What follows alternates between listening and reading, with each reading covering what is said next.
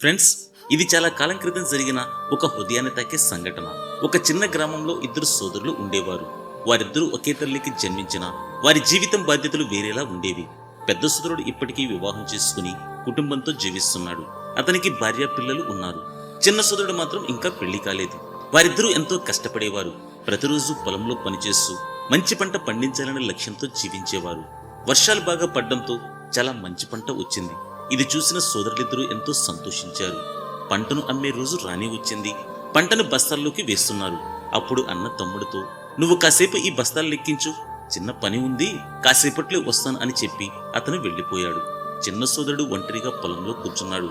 అతని మనసులో ఒక ఆలోచన, ఈసారి పంట బాగా పండింది, నేనేమో ఒంటరిగా ఉన్నాను, నాకింత ధాన్యం అవసరం లేదు. కానీ అన్నకి కుటుంబం ఉంది, అతనికి భార్య పిల్లలు బాధ్యతలు ఉన్నాయి, అతనికి ఎక్కువ ధాన్యం అవసరం అని ఆలోచించి తన వాటా నుంచి 10 బస్తాలు తీసుకుని నిశ్శబ్దంగా అన్న వాటాలో వేశాడు. కాసేపటికి అన్న తిరిగి వచ్చాడు.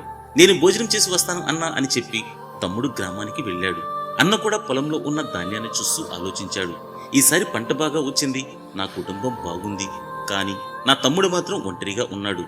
రేపతనికి పెళ్ళైతే ఎంత ఖర్చు, ఇప్పుడే కదా 4 రాళ్లు వెనకేసుకోవాలి అని తన వాటా నుంచి 10 బస్తాలు తీసుకుని తమ్ముడు వాటాలో వేశాడు. ధాన్యం అమ్మే రోజులు లెక్క వేయగా ఇద్దరి వాటాలో ఏం మార్పు రాలేదు.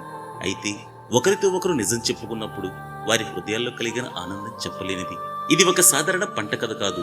ఇది అన్నదమ్ముల మధ్య ప్రేమ, త్యాగం, బాధ్యత కలగలిసిన ఒక గొప్ప కథ. మనకొచ్చే ఎక్కువ కామెంట్లలో ఈ రోజులో ఇలా ఎవరుంటారండి అని అడుగుతున్నారు. ఎవరో ఎందుకండి, ముందు మీరు ట్రై చేయండి, మిగతా వారితో మనకెందుకండి. వీడియో నచ్చితే తప్పకుండా లైక్ చేయండి.